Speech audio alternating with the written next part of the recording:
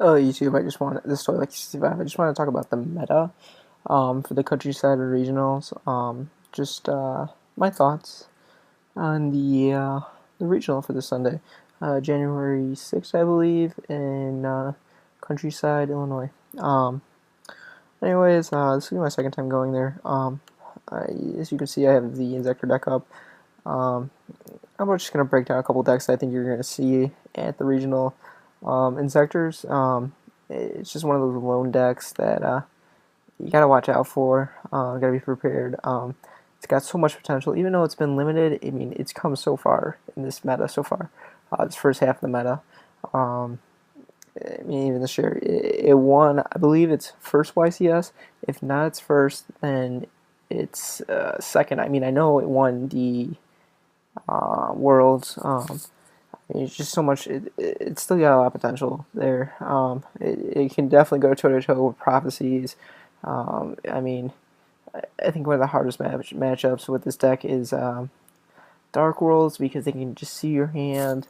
But I mean, at the same time, if you can draw just right, then it's still good. Or even dragons, Chaos Dragons, you got a little hard time. But I mean, being able to pop and stuff, it's still good.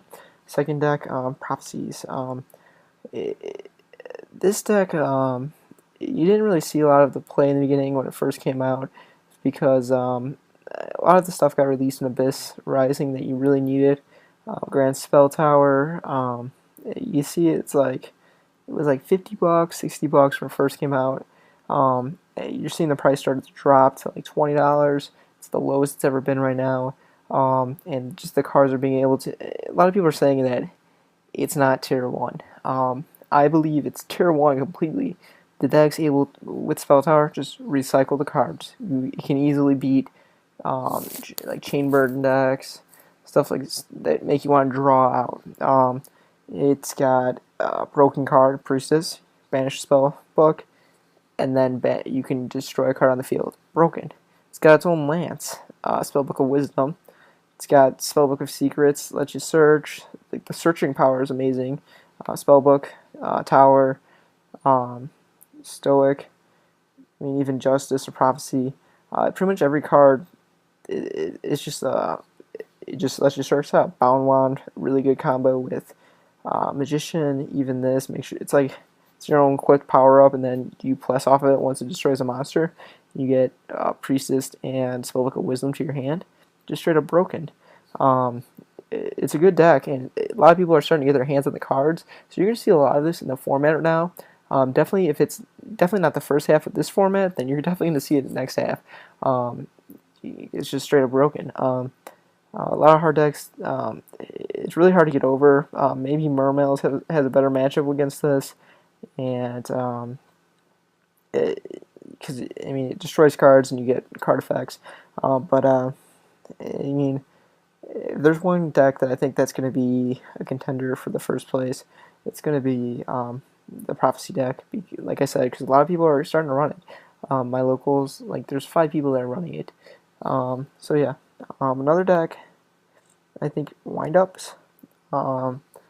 This deck has got a lot of potential still. We've seen it for 3 formats. Being able to open up Magician Shark, it's kind of broken.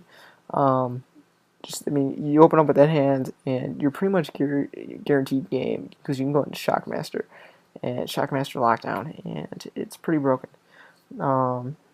Definitely, it's got up there, but you know what? Macro Rabbit's starting to hurt it. A lot of the other decks, but it's still a really good deck to play. I think it's still a contender, but I don't think it's gonna win anytime soon. You really gotta, especially since Max C came out. You really gotta. It's more, this deck's more for the people that you forget about. If you forget about the deck, and then this deck's gonna win. Another deck I have to say is Heretics. You're not gonna see too many people running this deck because of the straight up OKDK potential it has and the consistency flaw. But if you could find the right build for this deck, it can be amazing. It's already topped. I think it topped 4 YCS a couple months ago with Parker Robinson. I've been talking to him. He might be running this or his Mermail deck. But It's definitely a really good deck. Broken deck at that. Gustav Max got released, so that's another card. I actually took this deck to locals and ran it. Went 2-2. Was able to make Gustav Max like 4 or 5 times, which was pretty broken. So it's just a really good deck overall, and just being able to OTK right off the bat. The problem with it, the back row in this format is really heavy, so it's really hard to push through. Not really too expensive since all the cards are rare now, except for, I mean, you can get a Super Tough Newid if you really want to. So yeah, alright, and don't have the deck on me, but like I said, Macro Rabbit, just straight up awesome for this format, especially against Mermail, uh, Chaos Dragons, any decks that really take advantage of the graveyard. You're probably gonna see a lot of those. It's the budget. It's like the new budget deck since everything's getting reprinted. There's only like 1 or 2 cards, Gork Waiba and Grand Mole and Lance, that are really expensive.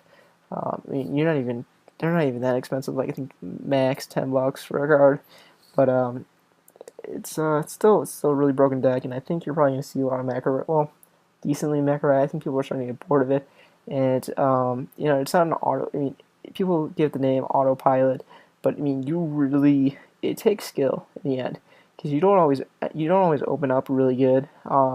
Like a lot of people like just think you open up with double rabbit or even a rabbit and just broken cards in your hand. It does take skill. So just like to point that out. Another deck is um, gadgets, or yeah, the machine deck. That's a deck that is slowly losing popularity. People are starting to forget about it, and you're seeing 1 or 2 come in the top eights, like top eighting with it. A couple of the past regionals. I don't remember the top any off my head, but it's a deck to fair in the end, especially if you don't expect it and you have nothing to side against at game 2. It can be really hard matchup. I've known this. Yeah, I took out my system downs, and then I played it on Dueling Network, and this deck just ripped me to shreds. If you can't stop them, they're just gonna go off. You really need to side deck something for them, because they're broken. Gadgets are broken. We just don't we're not seeing a lot of them, so we're not really hearing. And pretty much whenever you forget about a deck, it opens up like holes for people to get through and to really shine. I think that's it on the decks. Like I said, this is just my thought. I think if Insectors are played right, I think they can troll all over this regional. I remember I mean I went to this regionals back in, I think, June or July. And there was a lot of heroes, and I kind of just trolled all over heroes with my popping with the Hornet, but and 6 Samurais. But it's a good deck. Insectors, I think it has potential, especially since it's playing Prophecies. Really good matchup against Prophecies. I'm pretty sure if you play it right, you can beat Prophecies. If we get the increase in Prophecies, I think the deck can be really good and shine. I'm not really sure. Right at the moment, I think I'm going to go with Macro Rabbit, just because it's a different deck. I haven't played it. I've played Insectors for so long that I'm getting a little bored of them, but they're still one of my favorite decks, and I am honestly going to be mad if Insectors top. So we'll see YouTube. This is Totally Lucky. Peacing out. This is just my thoughts and comments. Alright. Have a good day.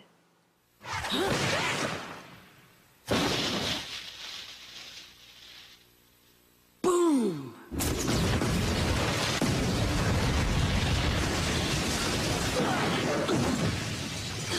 Hey, you okay? That was a nice move the kid pulled.